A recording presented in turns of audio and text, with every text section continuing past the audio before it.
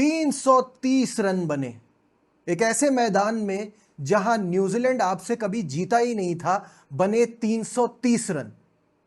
इनसे ना हो पाएगा। This is Najeeb ul Hasnain. Honestly speaking, हमारे बॉलर्स ने आज सवाब समझ के रन्स दिए हैं। शुरू में कीवीज को खूब रोका, खूब रिस्ट्रिक्ट किया और उसके बाद फिर सारा हिसाब बराबर कर दिया। ऑनेस्टली स्पीकिंग, यहां ऐसा कुछ भी नहीं था। पिच थोड़ी सी स्लो थी शुरू में, थोड़ा बॉल ज्यादा ग्रिप हो रहा था, डिफिकल्ट हो रहा था रन बनाना। और यह बात भी मानने वाली है कि केन विलियमसन 450 दिन के बाद वनडे क्रिकेट खेल रहे थे, तो उन्होंने अपना फुल टाइम लिया, फुल अपने आप को सेट किया और इस मैच को उन्होंने वार्म अप की तरह लिया। मैंने पहले भी कहा है कि चैंपियंस ट्रॉफी से पहले वार्म अप गेम्स तो है नहीं, तो उन्होंने वार्म अप की तरह लिया और पूरा मजे लेकर उन्होंने अपना टाइम लेकर खेले वो। साथ में डेरिल मिचेल की बात की जाए तो पाकिस्तान उनकी फेवरेट ऑपोजिशन है, हमेशा हमारे खिलाफ रन करते हैं, तो आज भी ऐसा हुआ। तो 58 किए 89 पर केन विलियमसन ने और 81 किए 84 पर डेरिल मिचेल ने। विल यंग और रचिन रविंद्रा जल्दी आउट हो गए थे। तो ये शुरुआत कुछ इस तरह से रही। वजीर आजम ने कल शाहीन शाह अफरीदी से कहा था कि ससुर के नक्शे कदम पे चलिएगा, उन्होंने बात को उल्टा ले लिया। शाहिद अफरीदी छक्के मारते थे, शाहीन शाह अफरीदी ने छक्के खाना शुरू कर दिए। तोबा, क्या धुलाई हुई है उनकी, क्या कुट लगाई है ग्लेन फिलिप्स ने। नसीम शाह का तो मुझे समझ ही नहीं आ रहा, पता नहीं क्या हो गया इनको, इतने ऑर्डिनरी बॉलर नजर आ रहे हैं। गलती हमारी है, हम इतनी जल्दी स्टार बना देते हैं, सर पे बिठा देते हैं।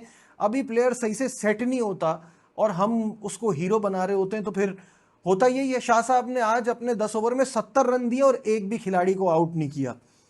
मेरे हिसाब से रूट ऑफ ऑल कॉज वही है कि आपके पास फ्रंट लाइन स्पिनर एक ही है। देखिए, अबरार ने इतनी अच्छी बॉलिंग कराई और उनको फंसा के रखा। आपके पास दूसरा कोई अच्छा स्पिनर है ही नहीं। यहां दुनिया की टीमों में 3-3 स्पिनर्स हैं। जिनके पास नहीं है उनके पास बैकअप पे जो दूसरे स्पिनर है, जो पार्ट टाइम है, वो इतने अच्छे हैं, बैटिंग भी करते हैं, बॉलिंग भी करते हैं। आपको खुशदिल जिताएगा चैंपियंस ट्रॉफी। खुशदिल की आज की परफॉर्मेंस मैं आपको बता देता हूं। 83 के स्ट्राइक रेट से 15 रन किए हैं और 9 ओवर करा के 66 रन दिए, एक विकेट भी नहीं ली। इनके साथ जीतेंगे चैंपियंस ट्रॉफी, मतलब मजाक ही बनाया हुआ है।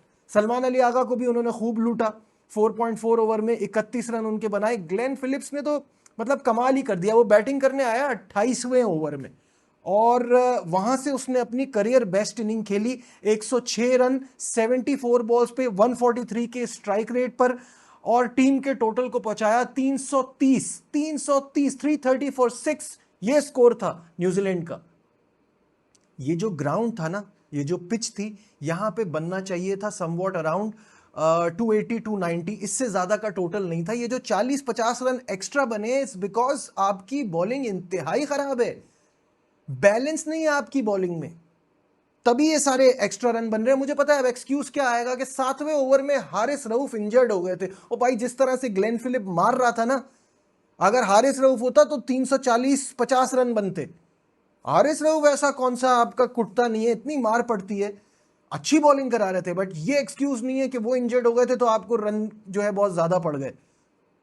आपकी बॉलिंग क्या सोच के ये टीम सेलेक्ट की है कि इसका बैलेंस ही नहीं बन रहा किसी सूरत। खैर, पाकिस्तान की बैटिंग आई, 331 का टारगेट था और जब पाकिस्तान ने बैटिंग शुरू की तो इस बात का एहसास हुआ कि जुल्म किया है उस शख्स ने जिसने फ़खर जमान को वनडे क्रिकेट से दूर रखा, क्योंकि हमारे पास ऐसा प्लेयर दूसरा है ही नहीं। ये तो हमारी बदकिस्मती है कि साइम इंजर्ड हो गए। साइम और फ़खर अगर होते साथ तो क्या ज़बरदस्त कॉम्बिनेशन बनता। खैर, ही वॉज जस्ट फिनोमिनल। और जैसे डेरिल मिचेल की बात है, वैसे ही फ़खर की फेवरेट ऑपोजिशन न्यूजीलैंड है। 72 का एवरेज है इनका, 650 हैं, 400 हैं अगेंस्ट न्यूजीलैंड। तो आज भी उन्होंने बड़ी शानदार 84 रन की इनिंग खेली on 69 balls. He was just too good. बाकी पता नहीं वो कौन आइंस्टाइन था जिसने ये फैसला किया कि बाबर आजम से ओपन करा लो तो हमारे मसलों का हल निकल जाएगा, और वो सारे के सारे आके खुद मीम बने हुए हैं, किंग कर लेगा। अब रिजवान भी कह रहे हैं किंग कर लेगा। तारीख गवाह जिसने ये जुमला बोला है ना, उसका फिर अच्छा नहीं हुआ बाद में। किंग कर लेगा, किंग से 20 रन नहीं हो रहे, किंग खाक कर लेगा। शर्म नहीं आती, इतना हाइप बनाते हैं। मीडियोकर टाइप प्लेयर है, मैं बार बार कहता हूं। ग्राउंड में आवाजें, हर तरफ आवाजें। पहले विराट कोहली से कंपेयर हो रहा था, अब ये कहना शुरू हो गया सचिन तेंदुलकर वाला रोल कर लो। भाई, बोलने से पहले सोचो तो सही। उससे रन नहीं हो रहे हैं, आप उसके पीछे पड़े हुए हो यार कि वो करके देगा। प्रैक्टिकल एक्सपेक्टेशन रखनी चाहिए, तब आपका रिजल्ट प्रैक्टिकल आएगा। फिर एक तो मुझे कामरान गुलाम की समझ नहीं आ रही। भाई आप शाहिद अफरीदी हो, आप कौन हो? आप रोहित शर्मा हो, आप एबी डिविलियर्स हो। फखर जमान मार रहा है तो मारने की जरूरत क्या है? उसका साथ दो ना यार। इन लोगों को सिंपल वनडे क्रिकेट के फॉर्मूला नहीं आते। वो मार रहा है, आप उसका साथ दो। आप निकल के मारने की कोशिश कर रहे हो, क्यों? अच्छा खासा टेम्पो सेट था, इन्होंने वहां विकेट गिरा दी। रिजवान के तो खैर समझ में नहीं आया स्पिनर क्या कर रहे हैं।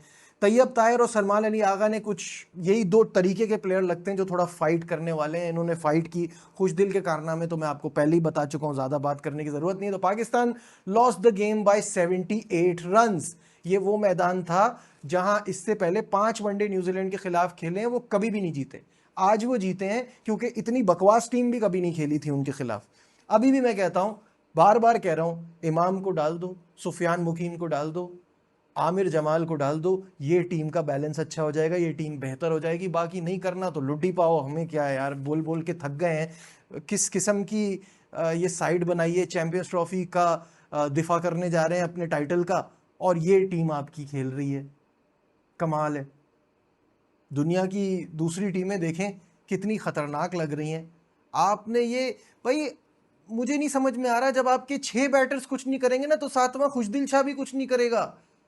आप ये क्यों सोच रहे हैं वो आके आपको मैच जिता देगा? वहां ग्लेन फिलिप्स खेल रहा है, यहां आपको खुशदिल शाह से उम्मीद है। एनी हाउ, पाकिस्तान का तो ऐसा ही चलता ही रहेगा, मुझे तो ऐसा ही लगता है। अब सोचा था यहाँ 3 गेम मिलेंगे, अब तो लग रहा है 2 ही मिलेंगे, क्योंकि वो आप साउथ अफ्रीका से खेलेंगे। फाइनल आपका खेलने वाला लग नहीं रहा मुझे पोजीशन। खैर नहीं आओ, मूविंग ऑन, बात करते हैं इंडिया के की वनडे सीरीज के हवाले से। कल दूसरा मैच कटक में है, और यहाँ इंडिया को कल का वनडे और सीरीज जीतना कोई मसला नजर नहीं आता। जो मसला नजर आता है वो 2 मसले हैं मेरे हिसाब से। पहला, रोहित शर्मा की फॉर्म। रोहित शर्मा से किसी भी फॉर्मेट में रन नहीं हो रहे हैं। और मैं हमेशा कहता हूं, जब कप्तान परफॉर्म नहीं करता ना तो टीम में उसकी इज्जत भी कम होती जाती है। अब ये बात सुनने में आ रही है कि रोहित शर्मा सिर्फ कैप्टनसी के कोटे की वजह से टीम में है, क्योंकि वो खुद तो कुछ कर नहीं पा रहे। 16 इनिंग्स में सेंचुरी तो दूर की बात, उन्होंने सिर्फ 1 हाफ सेंचुरी स्कोर की है। उनकी ये जो बुरी कारकर्दगी है, इसका सिलसिला जो है वो बांग्लादेश की सीरीज से शुरू हुआ, फिर उसके बाद वो न्यूजीलैंड के खिलाफ भी ऐसा ही खेले। ऑस्ट्रेलिया जाके तो इतना बुरा हाल था कि आखिरी टेस्ट मैच में कप्तान अपने आप को ड्रॉप कर रहा है, ऐसा हार्डली कभी होता है। तो ये सिलसिला देखने के बाद फिर रांची में भी उनसे रन नहीं हुए। पहले वनडे में उन्होंने कुछ 7 बॉलें खेली, लग रहा था अब गए तब गए। तो ये एक बहुत बड़ा इशू है। तो जस्ट फॉर एन एग्जाम्पल, जो 16 इनिंग की मैं बात कर रहा हूँ, तो 16 इनिंग में 10 की औसत से, यानी 10 की एवरेज से 166 रन किए for a top order batter. That is just awful. 10 की एवरेज है ये पिछले लास्ट 16 इनिंग्स में। तो अगर वो अपना करियर को थोड़ा और स्ट्रेच करना चाहते हैं, he needs to perform as soon as possible. दूसरा मसला जो है वो विराट कोहली की फॉर्म है। और विराट कोहली की फॉर्म भी जो है वो इसी तरह से है कि बिट्स एंड पीसेस में तो वो परफॉर्म कर रहे हैं, लेकिन हमें आदत है ऐसे कोहली की जो कि बात बात पे सेंचुरी बनाता था। अब फॉर्म का इशू तो था ही, साथ साथ फिटनेस का मसला हुआ। उन्होंने पूरी कोशिश की कि वो पिछले मैच में मैच रेडी हो जाएं, टीम में प्लेइंग 11 में आ जाएं, लेकिन ऐसा नहीं हो पाया था। लेकिन अब ये कहा जा रहा है कि कल उनकी वापसी हो रही है। अब वापसी हो रही है तो एक बड़ा सवालिया निशान है कि कुर्बानी का बकरा कौन बनेगा, किसकी जगह वो खेलेंगे। देखिए, श्रेयस अय्यर ने तो शानदार नॉक खेली, और मैं समझता हूं कि कभी भी श्रेयस अय्यर को वनडे से बाहर होना ही नहीं चाहिए था। सही है।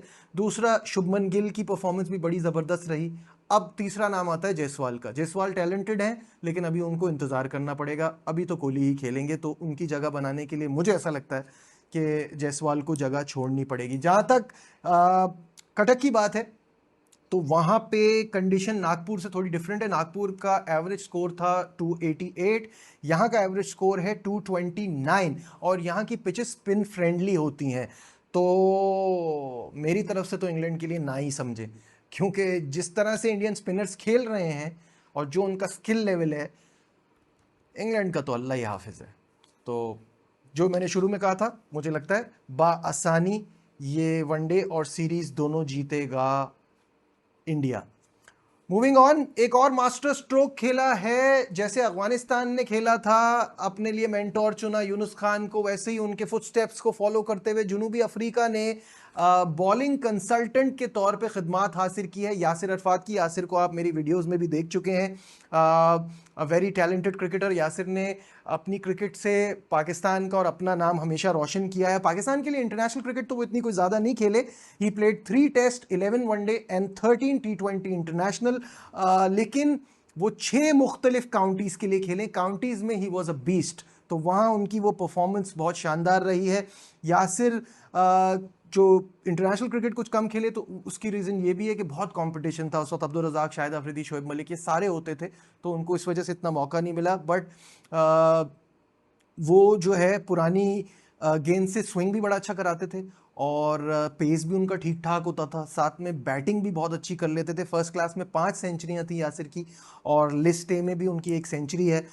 2023 में उन्होंने लेवल 4 कोचिंग अपना इंग्लैंड से मुकम्मल किया था, और लास्ट ईयर न्यूजीलैंड के खिलाफ सीरीज़ में वो हाई परफॉर्मेंस कोच की जिम्मेदारी भी उन्होंने निभाई थी, और उससे पहले जो कैंप लगा था उसकी निगरानी भी उन्होंने की थी। तो Yasir is a very talented cricketer and a brilliant coach. तो मुझे ऐसा लगता है जनूबी अफ्रीका ने बड़ा ज़बरदस्त काम किया है कि जो ये ट्राई सीरीज़ है उसके लिए उनकी खिदमात हासिल की हैं, एंड आई थिंक वो उनके लिए फ्रूटफुल साबित होंगी। इन तमाम चीज़ों पे आप क्या सोचते हैं, कमेंट्स में मुझे ज़रूर बताइएगा। और अब तक अगर आपने मेरा चैनल सब्सक्राइब नहीं किया तो kindly do that, like share subscribe, देखते रहिए नजीब अल हसनैन ऑनेस्टली स्पीकिंग। बाय।